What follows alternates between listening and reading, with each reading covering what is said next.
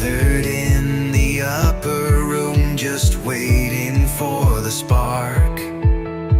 A flame that shook the shadows, it lit up every heart. Each tongue began to sing aloud, no borders held them down. A story forged in courage from the cities to the towns. Rise up, feel the fire inside. Take the call, let the spirit guide. Every step, every word that we act, we're living out the book of Acts.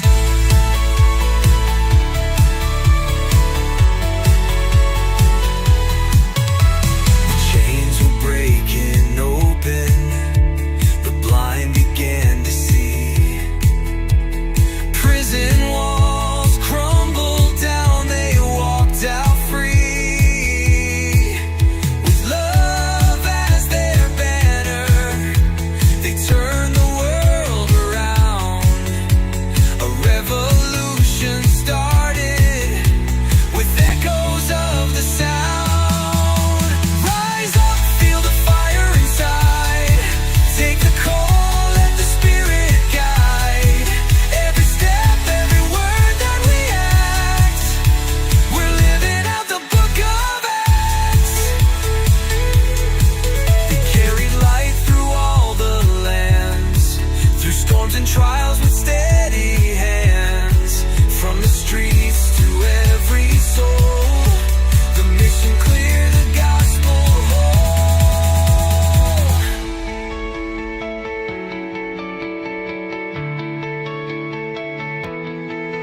Now here we stand in modern days, their mission still alive. The echoes of their bravery in every heart survive. So let's be bold and take our place. The time to act is near. The message moves eternally. It's loud and crystal clear. Rise up, feel the fire inside. Take the call, let the spirit guide. Every step, every word that we act, we're living out the book of Acts. Rise up, feel the fire inside. Take the call, let the spirit guide. Every step, every word that we act, we're living out the book of Acts.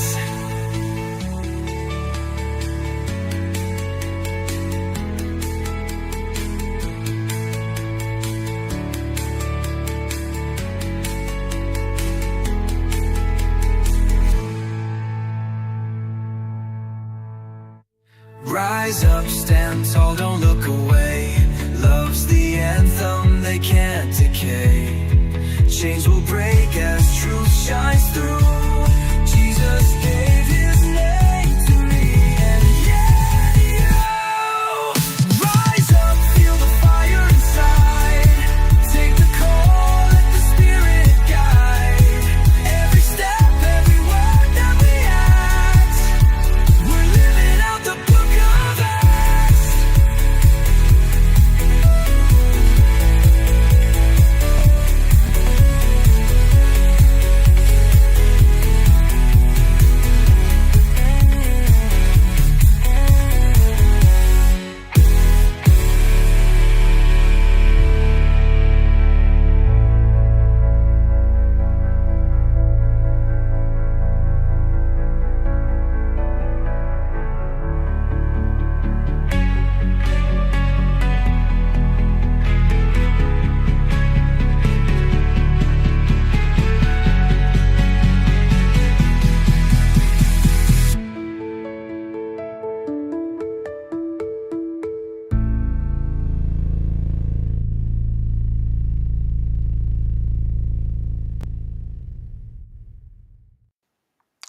All right, everybody. Oh, I've still got party time happening behind me here. Oops.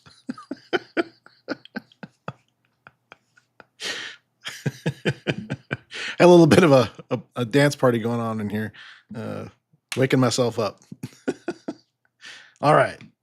Welcome to Leadership in Acts, past April, so we're into May.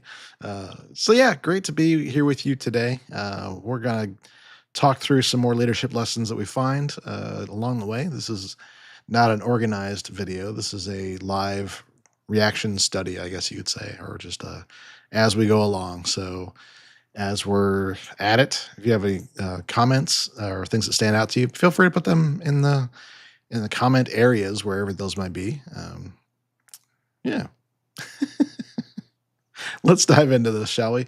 So let's do this. We're gonna go back to chapter 25 first, just to remind ourselves of the context that we're dealing with here. So Paul's been brought before Agrippa, right? But um, Festus is talking and basically just making excuses and wanting someone else to do his homework. So he was, this is, I'm very amused by this. So in any case, so that's where we're at with the story. So as we pick it up in chapter 26 in the Amplified Bible, then Agrippa said to Paul, "You are now permitted to speak on your own behalf." At that, Paul stretched out his hand as an orator and made his defense as follows. "I consider myself fortunate, King Agrippa, since it is before you that I am to make my defense today regarding all the charges brought against me by the Jews, especially because you're an expert, fully knowledgeable, experienced, and unusually conversant. Unusually conversant, interesting. You are an expert in all the Jewish customs and controversial issues. Therefore, I beg you to listen to me patiently."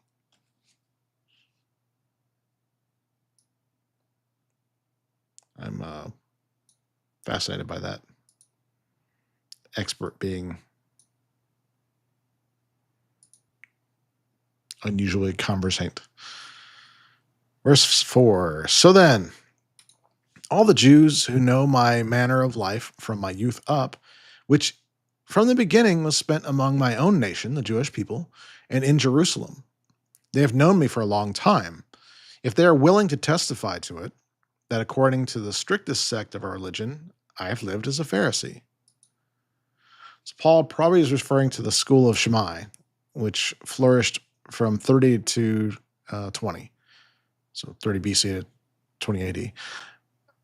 Gamaliel, Paul's teacher in the school of Hillel, yeah, which shows up earlier, discussed and interpreted the teachings of both schools and often agreed with the teachings of Shammai. So Paul was familiar with Shammai as well as Hillel, whatever. Horrible at this.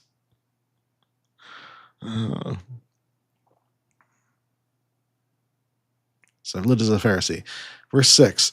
"And now I am standing trial for the hope and promise made by God to our fathers, which hope of the Messiah and the resurrection to our 12 tribes confidently expect to realize as they serve and worship God in earnest night and day.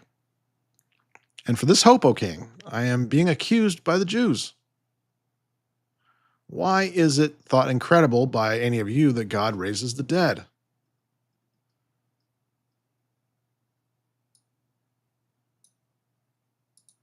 So again, he's poking the bear a little bit here. he's pointing out their own divisions as far as this goes, but also just pointing out that why would it be incredible for the entity that literally created the universe to be able to cause someone to be raised from the dead? Why is that ridiculous? Yeah, that sort of thing. Verse 9. "So then I once thought to myself that it was my duty to do many things in opposition to the name of Jesus of Nazareth. And this is just what I did in Jerusalem. I not only locked up many of the saints, God's people, in prison, after receiving authority from the chief priests, but also when they were being condemned to death, I cast my vote against them. Uh, Literally cast down my black pebble. Interesting. In ancient times, a vote cast by throwing a white pebble meant acquittal and a black one condemnation.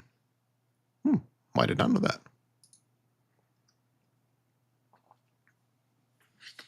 And I often punished them, making them suffer in all the synagogues, and tried to force them to blaspheme. And in my extreme rage at them, I kept hunting them even to foreign cities, harassing and persecuting them. While so engaged, I was traveling to Damascus when the authority and commission and full power of the chief priests. At midday, O king, I saw on the way a light from heaven surpassing the brightness of the sun, shining all around me and those who were traveling with me. When we had fallen to the ground, when we all had fallen to the ground, I heard a voice in the Hebrew dialect, Jewish Aramaic, saying to me, Saul, Saul, why are you persecuting me?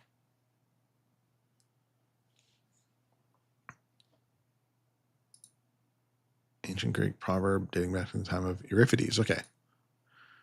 It is hard for you to kick repeatedly against the goads, offering pointless resistance. Goads,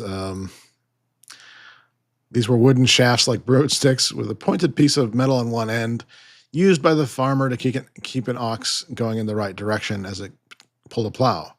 Jesus was prodding Paul to take the proper direction in his life, and Paul had been resisting.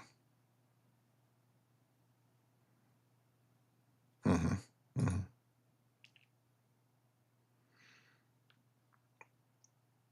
And I said, Who are you, Lord? And the Lord said, I am Jesus whom you are persecuting. Get up and stand on your feet. I have appeared to you for this purpose, to appoint you to serve as minister and witness, to testify with authority, not only to the things which you have seen, but also to the things in which I will appear to you. In which I will appear to you, choosing for myself and rescuing you from the Jewish people and from the Gentiles to whom I am sending you, to open their spiritual eyes so that they may turn from darkness to light and from the power of Satan to God, that they may receive forgiveness and release from their sins and inheritance those who have been sanctified, set apart, made holy by faith in me. So, King Agrippa, I was not disobedient to the heavenly vision, but I openly proclaimed first to those at Damascus, then at Jerusalem, and then throughout the region of Judea, and even to the Gentiles, that they should repent, change their inner self, their old way of thinking, and turn to God, doing deeds and living lives which are consistent with repentance. Because of this, some Jews seized me in the temple and tried to kill me. But I have had help from God to this day, and I stand before people testifying to small and great alike, stating nothing except for what the prophets and Moses said would come to pass, that the Christ, the Messiah, the Anointed, was to suffer, and that he be the first to rise from the dead with an uncorruptible body, would proclaim light, salvation, both to the Jewish people and to the Gentiles. While Paul was making this defense, Festus said loudly, Paul, you are out of your mind. Your great education is turning you towards madness. But Paul replied, I am not out of my mind, most excellent and noble Festus, but with a sound mind I am uttering rational words of truth and reason. For your majesty the king understands these things, and therefore I am also speaking to him with confidence and boldness.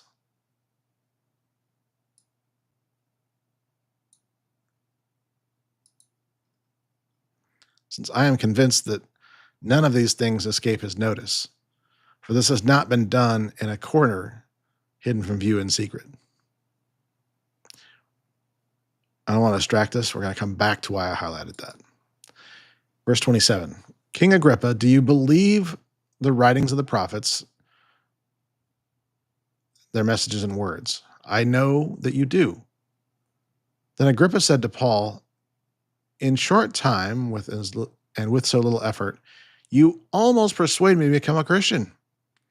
And Paul replied, "Whether in a short time or long, I wish to God that not only you, but all who hear me today might become such as I am, except for these chains." You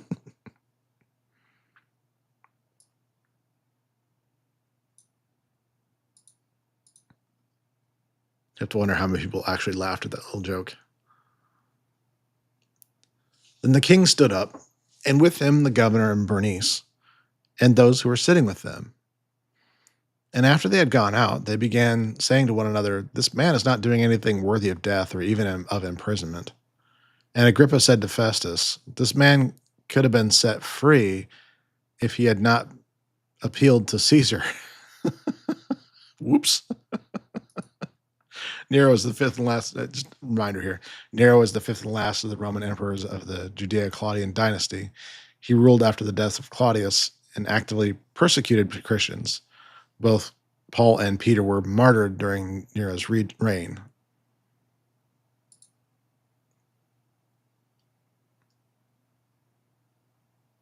That is kind of interesting that,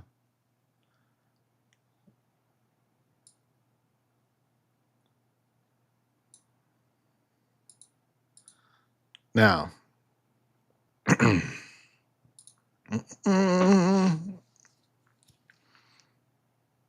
oh, hey, look at me clicking on the wrong things again. Oh, and then no, oh, good Lord. Jumping ahead here.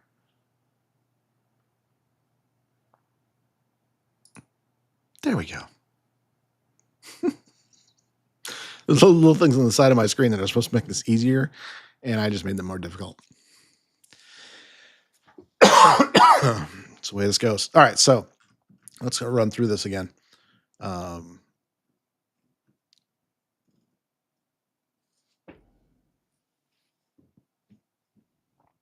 First of all, addressing someone's knowledge or their expertise is a great way to situate their thoughts. If he had said more of like something like, "I know you care for the Jews and you like Jews," or something like that, or "I know you're a friend of the Jews," that wouldn't have worked, right? What he's wanting to do here is set up a logical defense to this, and so he is appealing to him as a fellow expert. Now this plays in later, um, when it's like, Paul, you're mad. He's able to literally call back to this and say, "Well, no, because I'm not crazy. I'm just laying out a case here. I'm talking logic to a fellow expert." Um, so yeah, that doesn't seem very logical right here, but it's literally what he's doing here. He's taking a miracle and making it into something where there's logic behind it, which is actually an entire practice of folks that are it's commonly called apologetics, where you are not just believing, but giving. I hate the word justifications, but additional things you've learned because of your belief is what I would say. And so this is one of those kind of things. It's not this is why we believe. It is understanding that is made deeper because of our belief. But it does serve as an example to others, like why this is like not just us being crazy. And then I wanted to point out very, very often, and I'll be doing this very, very soon here. There's going to be a chance for me to talk to a team, right, or an audience, that sort of thing. That's a certain group of people. But what I'm doing is I'm talking to them, but they're not my true audience. My true audience is those that they work for. My true audience is helping them to see the value and to help them connect with the potential of the people that are hearing me. That is my purpose here. That's what Paul's doing here. He's not, and we've talked about this before, but he's responding to Festus, but he's not talking to Festus. He's not, he's like, no, you're not in this conversation. We're talking to this guy over here. We're talking to the king. So he gives the king another compliment in that regards. For your majesty, the king understands these things, and therefore I am also speaking to him with confidence and boldness. So he's basically telling Festus to shut up, basically, you know. So he's doing this in a method of say instead of shifting the focus, he just basically talks past him. Yeah. So it's one of those things where he addresses him directly, and then that's a very brief kind of a thing. So I just wanted to point that out. That is a method of communication, and then using humor. Literally just talking about this today in this book, John Maxwell's "Everyone Communicates, Few Connect," which I am getting pretty fired up about this. I am going to be offering a a way for you to join me in a study of this book, much on a much deeper basis. So be looking for that. There's another opportunity that I'll be given here soon to kind of give an intro, and then you can decide if this is the right kind of thing for you. But just kind of a deep dive, 11-week or maybe 12-week, depending on how it goes. Deep dive into this book to really get these concepts. But one of the concepts in here was just talking about the simplicity of communication and how to keep it simple. And the three things that John says here is keep it simple, say it slowly, and have a smile. I think Paul was very likely doing just that. Speaking succinctly and as simply as possible, even though he's explaining things that he's said a lot of times, he's well practiced at, and he could skip details. At the same time, he's keeping it very straightforward. But I don't know if anybody else sees the humor in this, but it's like, oh, whether short time or long, I wish to God that not only you, but also all who hear me today might become such as I am. Well, except for these chains. It humor in a situation where his life is on the line would do a lot to endear the audience to what he's saying.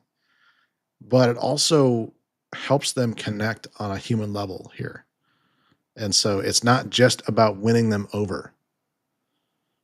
It really is more than that. It's also just as much of helping them to get it.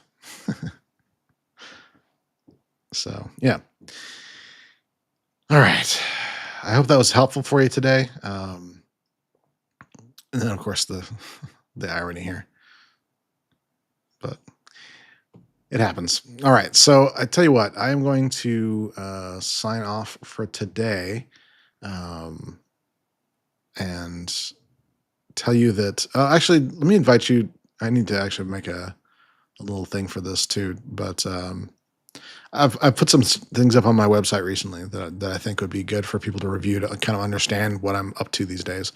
But in any case, if you would like to discuss this kind of thing with me further, there is a way to do that, and you can just go to 11talents.co/cdj30, and that will get you a scheduling link to go spend a half hour or so with me and just kind of discuss more about options. So if you want me to talk to the team at your work or something like your church, that sort of thing, feel free to contact me on that, and we can do that. So that is something I'm offering as part of this. And I like connecting with people. So this lets us both find a time that works for us, and there's not like a horrible, awful thing for me to have to say, oh, I have to give up all this time. Oh, yeah. No, it's actually a very easy system where it automatically finds the times that aren't going to stress me out. I like it. So feel free to do that.